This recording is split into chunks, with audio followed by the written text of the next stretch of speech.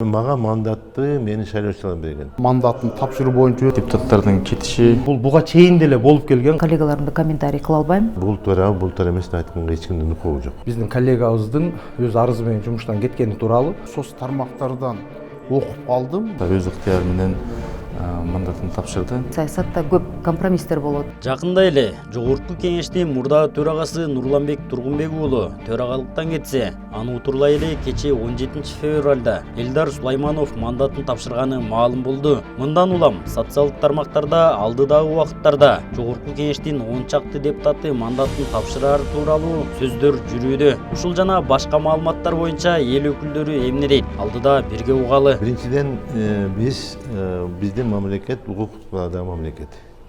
Ошондуктан эми урматтуу президентибиздин чечими биз талкуулаганга ал конституциялык анын өзүнүн укугу. Ошондуктан анын чечимин талкуулап бул туура эмес деп айтканга эч кимдин укугу жок. Биринчиден, экинчиден төраганын кетиши боюнча айтып атасыз. Төрага эми ал өзүнүн эрки. Өз арызы менен кетти. Ошондуктан ал арыз жазган арызын эч кимдин талкуулаганга да акысы жок. Мен ойлойм, ал иштегиси келген жок. Значит, өзүнө жакты ушундай бир акыбал атак мындан эч кандай да трагедия кылыштын кереги жок. Мен муну кечээ күнү ошол маалыматтардан угуп калдым. Мага мандатты мени шайлоочулар берген. Ошол 150 миң шайлоочу ичинен 12 миңге жакын шайлоочум добуш берип мандат берген.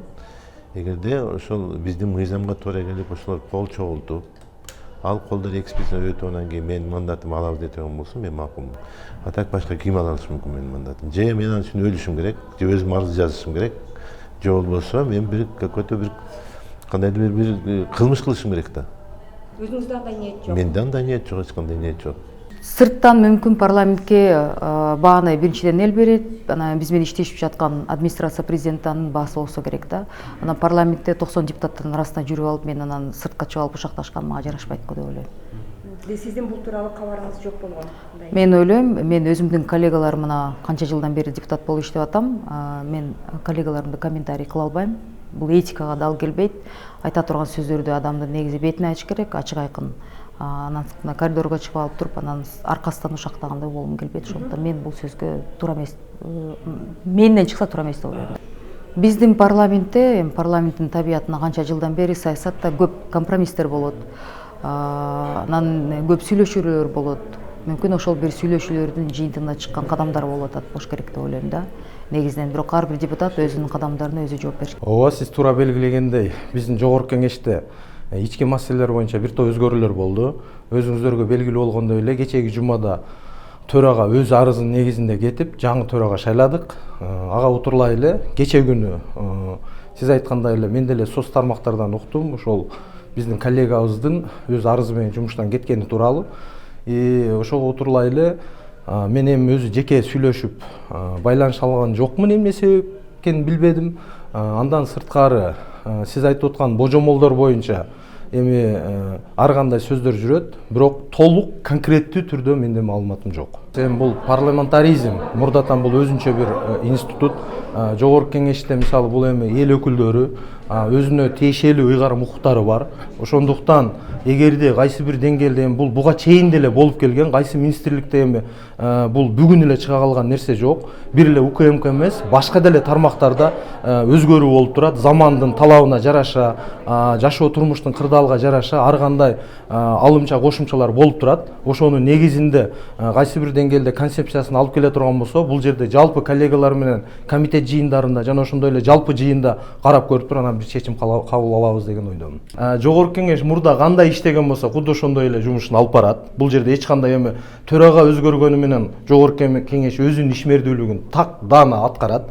Анан эл өкүлү болгондуктан биз эми жерлерге барганда биздин шайлоочулар менен жана ошондой эле карапайым элдин кандай гана өзүнүн сунушу болбосун, баягы бизге кайрылуулары болбосун, ошол жерде бул жака келип түз дана так жеткизгенге биз милдеттүүбүз. Жана ошондой эле элдин жана ушул жалпы эле кыргызстандыктардын жашоосуна мындай ыңгайлашылган мыйзамдарды жазууга мисалы биз белсенип аракет кылабыз. Мен да сиз сыяктуу эле Элдар Сулаймановду соц тармактардан окуп калдым. Мандатын тапшыруу боюнча өз арызын бериптир. Мен аны эч биле албайм, комментарий бере албайм.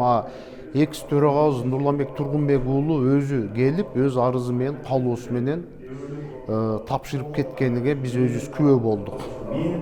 Башка мындай депутаттар кетет кетпейт деген. Мен ал боюнча маалыматым жок. Эми бизде соц тармактар мындай ачык, аянтча да ар ким жаза берет. Эми аны тарых, мезгил көрсөтөт. Азыр тергөө иштери, амалдары жүрүп атат деп биз да угуп атабыз. Ошонун алкагында болуп аткан иштер болуш керек. Бирок депутаттардын кетиши ага байланыштуу эмес, өз ыктыяры менен мандатын тапшырды. Мисалы үчүн кечээ күнү Элдар Нурланович Сулайманов. Андан сырткары дагы кимдер кандай кыймыл аракеттер болот экенин мага маалымым жок.